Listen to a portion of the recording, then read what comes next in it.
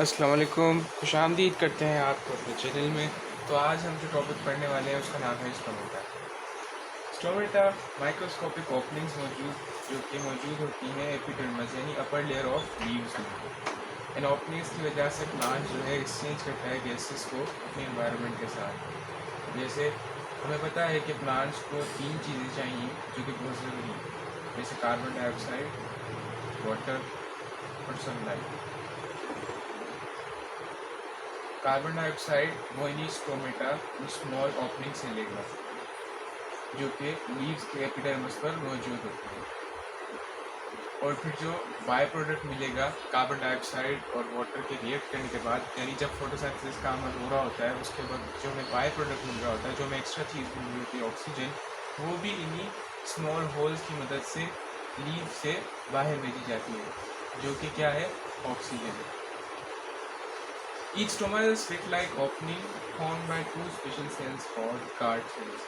Slit कहते हैं a long narrow cut, मतलब ऐसी ओपनिंग, किसी मतलब बिल्कुल भी छोटी नैरो ओपनिंग, उसको हम स्लिट कहते हैं। और ये नैरो ओपनिंग किसकी वजह से बनती है? 2 स्पेशल सेल्स की वजह से, जिनको हम क्या कहते हैं, गार्ड सेल्स कहते हैं, जो कि यहाँ पर बने हुए हैं।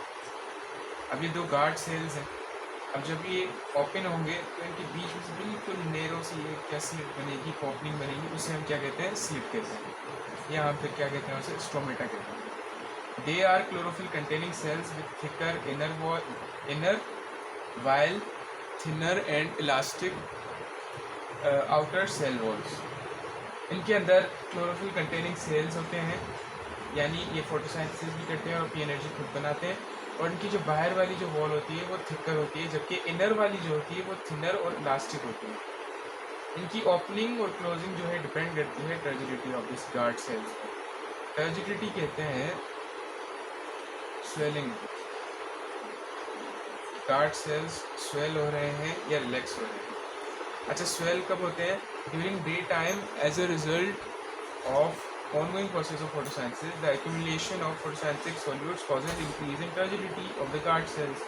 मतलब जब दिन का वक्त होता है तो फोटोसिंथेसिस का अमल चल रहा होता है, और इस वक्त हम फोटोसिंथेसिस के सॉल्यूट्स को इकट्ठा कर रहे होते हैं। सॉल्यूट्स वो चीज़ें होती हैं जिनको अगर सॉल्वेंट में मिक्स किया जाए तो हमें एक सॉल्यूशन मिल जाता है। यानी ये वो ज़रूरी कंपाउंड्स हैं या वो ज़रूरी चीज़ें हैं जिसको मिलाकर हम दूसरी नई चीज़ें बना सकते हैं। जैसे फॉर एग्जांपल अगर यहाँ पर फोटोसिंथेसिस के बारे में बात की जाए तो यहाँ पर जब हम कार्बन डाइऑक्साइड और वाटर को मिलाएंगे तो ही जाकर हमें ग्लूकोज मिलेगा, और उसके बाद बाय प्रोडक्ट क्या मिलेगी हमें?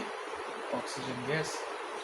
तो यहाँ पर ये कह रहा है कि जब हम कार्बन डाइऑक्साइड को अंदर लेके आते हैं लीफ में, वाटर को अंदर लेके आते हैं, और ये जब वाटर जाके अंदर वैक्यूम में स्टोर होता है तो सेल यानी गार्ड सेल की जो टर्जिडिटी है, जो स्वेलिंग है, वो इंक्रीज़ हो जाती है। तो स्वेलिंग की इंक्रीज़ होने की वजह से ये वैक्यूल टर्जर प्रेशर लगाता है वॉल्स पर। जब प्रेशर वॉल्स पर पड़ता है तो यहाँ पर एक ओपनिंग, एक नैरो सी ओपनिंग खुल जाती है, जिसे हम क्या कहते हैं, स्टोमेटा कहते हैं। तो स्टोमा की मीनिंग क्या है? माउथ, यानी वो ओपनिंग जहाँ से प्लांट अपनी गैसेस एक्सचेंज करे अपने एनवायरनमेंट के साथ। और ये क्यों होता है और किस पर डिपेंड करता है? यानी इनकी ओपनिंग और क्लोजिंग किस पर डिपेंड करती है? Turgidity of the guard cells पर। जैसे कि फोटोसिंथेसिस के दौरान सॉल्यूट के बढ़ने की वजह से सेल की जो टर्जिडिटी है वो इंक्रीज़ हो जाती है, सेल जो है वो स्वेलअप हो जाता है। तो स्वेल होने की वजह से जो प्रेशर पड़ता है तो वो उसे क्या कर देता है? ओपन कर देता है, नैरो सी ओपनिंग प्रोड्यूस कर देता है। Stomata are opened in the process of taking carbon dioxide and giving off oxygen begins until it becomes dark.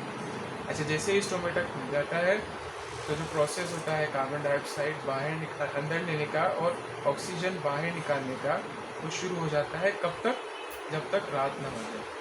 अच्छा, रात में ये क्यों नहीं होता? क्योंकि फोटोसिंथेसिस का जो अमल है वो सिर्फ दिन में होता है, एट डे लाइट। क्योंकि फोटोसिंथेसिस में मैंने जैसे कि आपको बताया ऊपर के कार्बन डाइऑक्साइड, वाटर और सनलाइट, ये तीनों चीज़ें चाहिए।